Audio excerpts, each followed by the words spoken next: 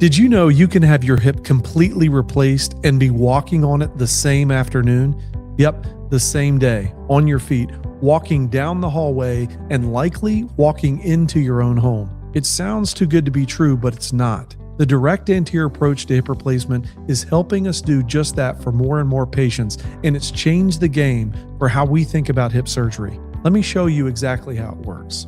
First, let's talk about why you need a hip replacement in the first place. Your hip is a ball and socket joint. The ball is the top of your femur, your thigh bone, and the socket is a cup-shaped part of the pelvis called your acetabulum. Normally, cartilage covers both of those surfaces, but cartilage can wear out. Think of it like a tread on a tire. When that cartilage wears down, and it does from arthritis, injury, or just years of living your life, you're eventually left with bone grinding on bone, no tread, no cartilage to protect you, and that causes pain, stiffness, and loss of motion, and dramatically affects your quality of life. If you've tried activity modification, anti-inflammatories, physical therapy, and sometimes even injections, and you're still hurting, it might be time to talk about replacing that joint. Now, there are several ways to get to the hip joint during surgery. You can go through the back, that's the posterior approach. You can go from the side, that's the lateral or direct lateral approach. Or you can go through the front, and that's called the direct anterior approach. Here's what makes the anterior approach different and why I think it's worth talking about.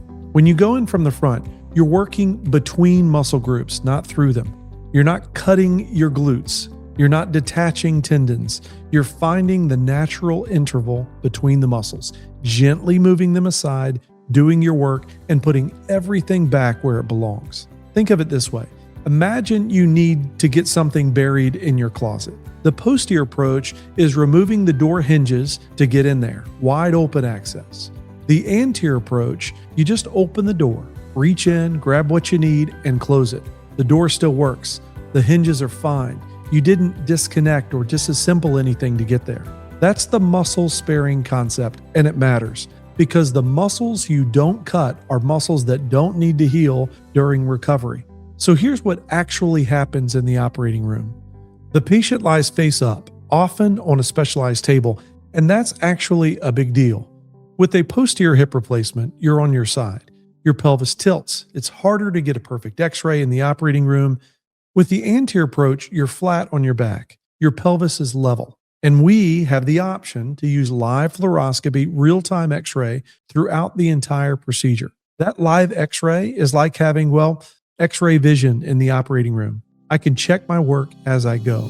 Quick side note here, you can use robotics, which is like GPS guidance for hip replacement through any surgical approach, anterior, posterior, or lateral, but we'll save that for another video. With anterior approach, we start with a small incision near the front of the hip, typically 3 or 4 inches. We find that interval between the tensor fasciae lata muscle and the sartorius muscle, spread them apart, and now we're looking right at the hip capsule. We open the capsule, and now it's time to remove the damaged part. The worn out femoral head comes out first, then we prepare the acetabulum, the socket, by removing any remaining cartilage and bone spurs, and we ream it to just the right size. A titanium shell gets pressed into that socket, and a polyethylene liner snaps into that shell. It's a plastic. That's your new socket. On the femoral side, we shape the inside of your bone canal to accept a titanium stem. A new head ball, typically ceramic, goes on top of that stem.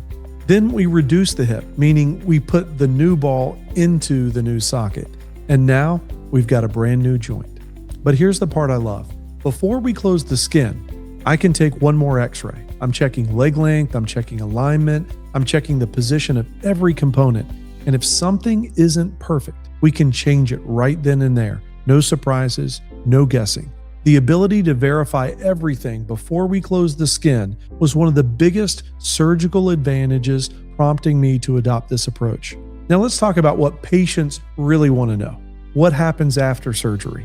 Most of my anterior hip patients are up and walking within hours of their surgery, not days, hours.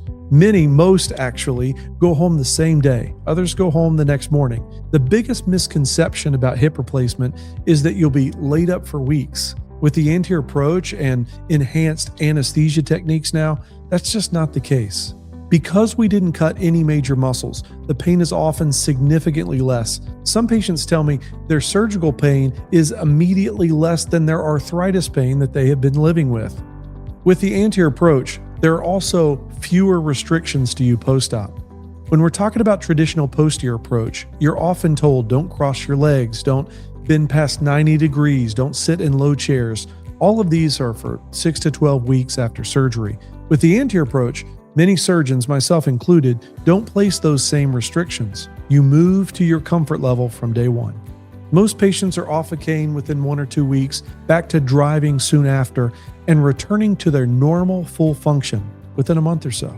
Now, I will always be honest with you because that's what I'd want from my surgeon. The anterior approach isn't necessarily the right choice for every patient. People with certain body types, prior hip hardware, or specific anatomical challenges may be better served with a different approach. And there's a real learning curve for surgeons. Published literature says patient complication rates drop significantly after the surgeon completes 50 or so anterior hip replacements. That means surgeon experience matters.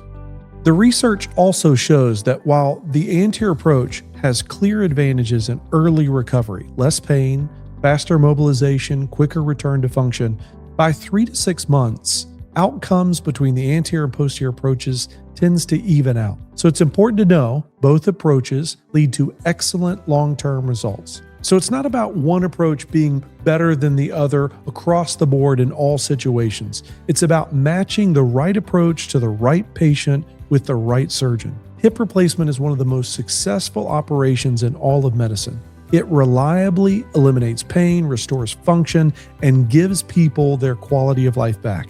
The direct anterior approach has made an already great surgery even better for a lot of patients, especially in those first critical weeks of recovery. If you're dealing with hip pain that's keeping you from the things you love, don't keep suffering. Have the conversation with your doctor and your surgeon. And if you've had a hip replacement, anterior, posterior, or anything in between, drop it in the comments. I'd love to hear your experience.